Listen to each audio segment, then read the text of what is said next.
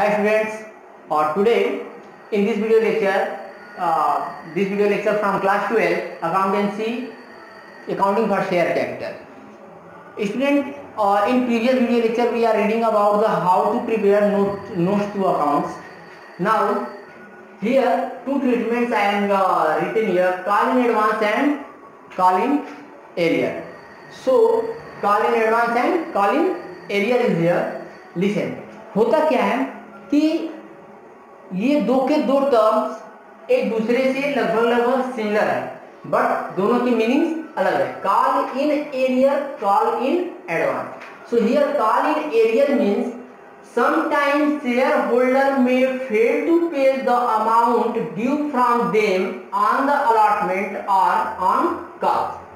The amount, we can also say the amount remaining unpaid on the allotment or calls called call in arrear. होता क्या है सुनिए. When a company allotted the share to their applicant, they have become shareholders.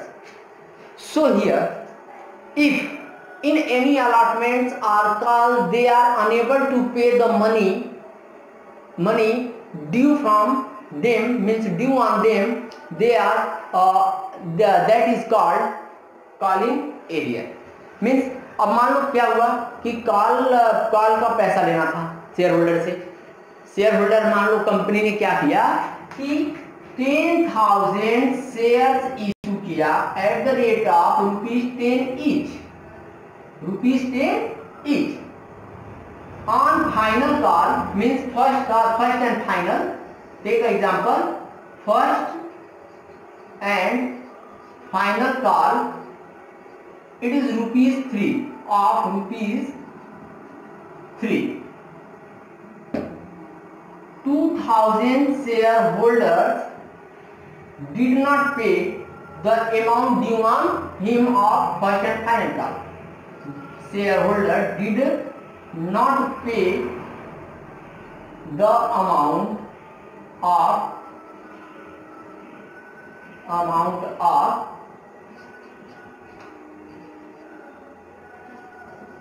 first call.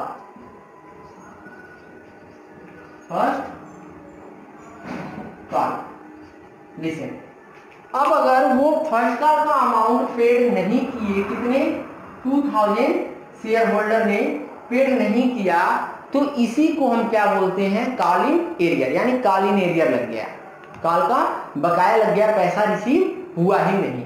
तो अब सुनिए, 10,000 share holder पे first call, यानी क्या कि हम एग्जांपल लिए हैं कि हमको एप्लीकेशन और अलॉटमेंट का पैसा मिल गया है, कॉल का ड्यू किए हैं, और कॉल का जब ड्यू करेंगे तो ड्यू के बाद हमको जो रिसीव होना था 10,000 शेयर होल्डर से ₹3 के हिसाब से, ₹3 के हिसाब से, out of 10,000 2,000 shareholder did not pay the amount of first and final का. तो यहाँ पे आप देखिए, हम ड्यू के जो ड्यू की एंट्री करेंगे तो हम क्या करेंगे, फर्स्ट कॉल को पैसा हमको क्या, फर्स्ट एंड फाइनल कॉल का हमको अमाउंट लेना है. यानी क्या कि ये हमारा ₹10 में से ₹7 हमको एप्लीकेशन और अलॉटमेंट का रिसीव हो गया, ₹3 बस रिसीव करना था. तो हम जनरल एंट्री क्या पास करेंगे, we have to pass the general entry firstly due. तो ये ड्यू की जो एंट्री है ये होगी हमारा equity share first and final call account debit to equity share capital. हमको यही तो लेना है उनसे, कैपिटल का पैसा. On 10,000 shareholder we had to receive ₹3. यानी हम उसको कितने से ड्यू करेंगे, हम उसको 30,000 रुपीज से ड्यू करेंगे, और ये हमको 30,000 रुपीज मिलना चाहिए. Now when we are passing the general entry means जब हम रिसीव करने जाएंगे तो रिसीव करते समय रिसीव की जनरल एंट्री हम यहाँ करते हैं, ठीक. तो जब रिसीव करेंगे तो हमारे पास पैसा आएगा, तो जब अमाउंट आएगा तो हम उसको क्या लिखते हैं, बैंक अकाउंट डेबिट, और पैसा किस चीज का आ रहा है, to equity share first and final first and final call account. अब देखो यहाँ पे हमको पैसा चाहिए 10,000 रुपीज, सॉरी 30,000 रुपीज। तो हमने तो यहाँ 30,000 क्रेडिट साइड में लिख लिया 30, लेकिन पता चला क्वेश्चन में दिया है कि 2,000 shareholder did not pay the amount of first call. 2,000, तो 2,000 शेयर होल्डर अगर अमाउंट पेड नहीं करेंगे तो 30,000 में से हमको कितना नहीं मिलेगा, 2 इंटू 3, यानी क्या 2 इंटू 3 6,000 रुपीज हमको रिसीव नहीं होगा।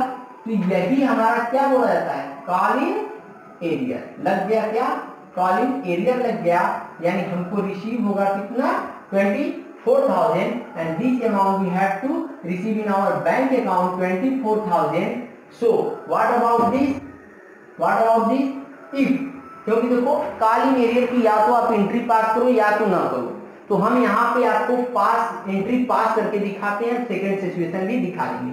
तो देखिए होगा क्या, 6,000 हम यहाँ शो करेंगे डेबिट में, और ये हमारा क्या होगा, कॉल इन एरियर अकाउंट। एक कॉलिंग एरियर अकाउंट ओपन कर लेंगे। अब देखिए कॉलिंग एरियर की सिचुएशन में दोनों कंडीशन है, या तो आप कॉलिंग एरियर शो कीजिए या तो न कीजिए। अगर शो करते हैं तो ऐसे होगा जनरल एंट्री, अगर शो नहीं करते हैं तो क्या होगा, ये भी देख लीजिए कितना रिसीव हो रहा है 24। We can show only bank account debit 24,000 and here also pass equity share first and final call from 24,000. It means there no need to show the amount which is not received means call in area, इसको show करने की जरूरत नहीं है। लेकिन हाँ, अगर मान लो यही क्वेश्चन में बोल देता कि this amount we have receive after 1 month, तो नेक्स्ट मंथ जब रिसीव होगा तो क्या हो जाएगा, फिर हमारे बैंक में पैसा आएगा, और कितना आएगा बैंक में आएगा, तो बैंक अकाउंट डेबिट होगा। किस चीज का पैसा आ रहा है, तो कॉलिंग एरियर का अगर हमने ये शो किया है तो कॉलिंग एरियर डेबिट किए थे, तो आज हमारा कॉलिंग एरियर क्या हो जाएगा, कॉलिंग एरियर क्रेडिट हो जाएगा। अमाउंट 6,000 रिसीव होगा 6,000, और आप एक चीज भी देख लीजिए कि यहाँ कॉलिंग एरियर हमने डेबिट किया हुआ है, और यहाँ पे कॉलिंग एरियर हम क्या कर रहे हैं, क्रेडिट कर रहे हैं सेम अमाउंट से। इट मींस दो के दोनों अगर आपस में क्या हो गए, बैलेंस इक्वल हो गया, तो यहाँ बैंक में 24,000 और यहाँ बैंक में 6,000, यानी हमको 30,000 रुपीज टोटल। ये तो इसके लिए हो गया, ठीक।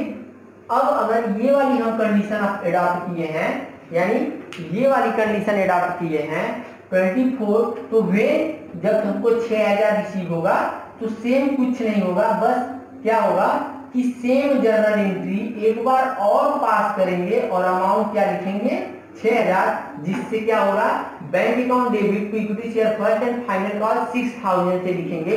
जिसका मतलब ये 6 ऐड हो जाएगा, यहाँ 30 हो जाएगा ऑटोमेटिकली, और यहाँ फिर से 30 हो जाएगा, हमारा बैलेंस बराबर हो जाएगा। Now I am going to rough it and then after explain the calling advance. Listen, calling advance, sometimes shareholder paid the call money before their due date, it is known as call in advance।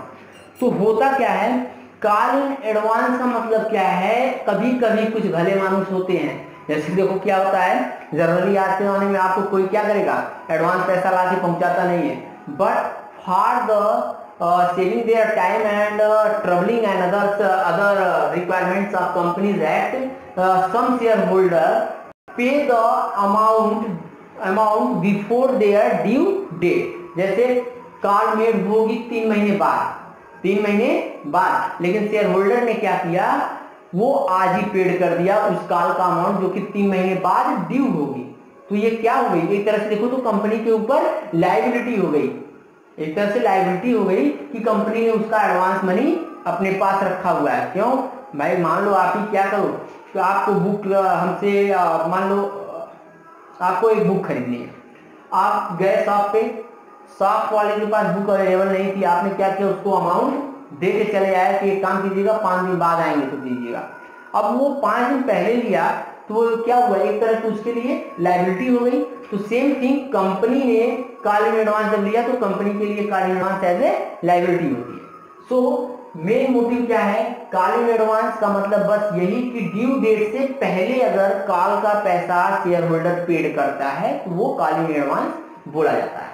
Now listen, अब call in advance की situation में क्या होता है, तो call in advance के situation में ये होता है कि ये मान लो सेम एग्जांपल पिछली बार की तरह लेते हैं कि अगर कोई कंपनी है उसने 10,000 शेयर इशू किया हुआ था, उसको एप्लीकेशन एंड अलॉटमेंट का फुल अमाउंट मिल गया।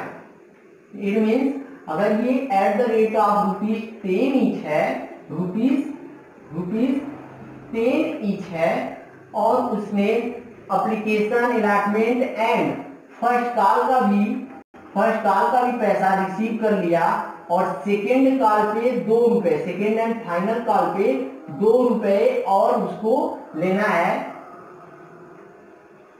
सेकेंड एंड फाइनल कॉल पे।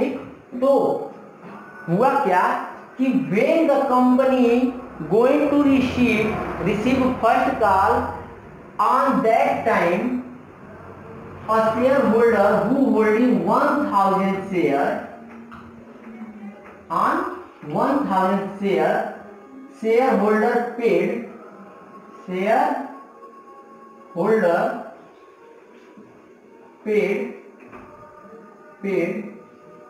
का second call money along with first call,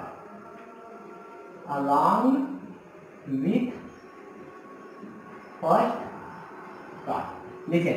ये क्वेश्चन मैंने ऐसे लिखा है कि company already 10,000 equity share on which he receive application allotment and first call money which is at the rate of ₹10 each, ₹2 on second and final call they have to made, अभी उनको made करना था, but on 1,000 share the shareholder paid second and final call money along with the first call, यानी first call जब company ने made किया था तो उसी समय उसको क्या हो गया, सेकेंड कॉल का 1,000 शेयर पे पैसा मिल गया, यानी 1,000 शेयर पे उसको कॉल इन एडवांस मिल गया। कब, when company receive first call. तो अब देखिए क्या होगा, तो अगर फर्स्ट कॉल कंपनी रिसीव की होगी तो फर्स्ट कॉल के समय ही उसको मिला होगा, तो यहाँ फर्स्ट कॉल कंपनी क्या की होगी, अगर यहाँ ड्यू करेगी तो ये इसी एग्जांपल को लेते हैं, मान लीजिए फर्स्ट कॉल पे ₹3 थी, ₹3, तो यहाँ देखो equity share first call account debit to equity share capital, कितने से, 10,000 इंटू 3, 30,000 से ड्यू एंड 30,000 से ये रिसीव भी कर लिया होगा।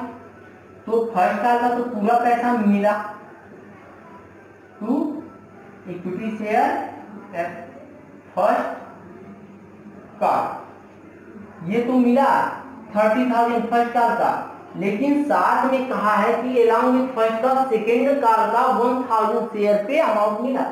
तो टू क्या, कॉल इन एडवांस कितने शेयर पे, तो कॉल इन एडवांस मिला है 1,000 शेयर ऑफ ₹2 ईच, ₹2 से, तो ₹2 से इट मीन्स 2,000। कंपनी को कितना मिल गया होगा, यहाँ पे कंपनी को मिल गया होगा 32,000। समझ में आया, क्लियर हुआ। 30,000 तो फर्स्ट कॉल का मिला प्लस 2,000 किसका मिल गया, सेकेंड कॉल का, तो वो कॉल इन एडवांस ड्यू और रिसीव हो गया। अब हम सेकेंड कॉल को क्या करेंगे, सेकेंड कॉल को ड्यू करेंगे, तो ड्यू करेंगे तो क्या होगा, share equity share second call account debit to equity share capital. अब देखिए यहाँ पे 10,000 इंटू 2, 20,000 से शो करेंगे, ड्यू 2 से करते हैं। लेकिन जब रिसीव करने जाएंगे तो रिसीव के समय bank account debit to equity share second call account लिखेंगे, यहाँ 20,000 पूरा लिखेंगे, but we have already receive second call money along with first call, so यहाँ पे ये 2,000 कम मिलेगा क्योंकि हमने क्या किया, उसको पहले ही रिसीव कर लिया है। तो यहाँ पे बैंक अकाउंट में कितना आएगा, 18,000 ऑब्वियसली, और 2,000 यहाँ कॉल इन एडवांस हमने क्रेडिट किया था, तो आज हमको क्या करना पड़ेगा, एडजस्ट करना पड़ेगा। इस वजह से हमको यहाँ पे इसको कॉल इन एडवांस अकाउंट को डेबिट, और वो भी कितने अमाउंट से, 2,000। So student listen, call in arrear and call in advance both topic we are covered. Call in arrear में हमने कंडीशंस बताए कि आपको कॉल इन एरियर ओपन करेंगे तो क्या किस तरह से जर्नल एंट्री होगी, कॉल इन एरियर नहीं ओपन करेंगे तो क्या करना पड़ेगा, ठीक। उसके बाद हम लोगों ने कॉल इन एडवांस भी देखा, कॉल इन एडवांस पे एग्जांपल भी हमने दिखाया, ड्यू रिसीव के समय call in arrear, call in advance credit हुआ, बाद में एडजस्टमेंट के समय ये डेबिट हो गया, इसका अपोजिट था call in arrear. Call in arrear के लिए भी हमने कंडीशन देखी लिया। सो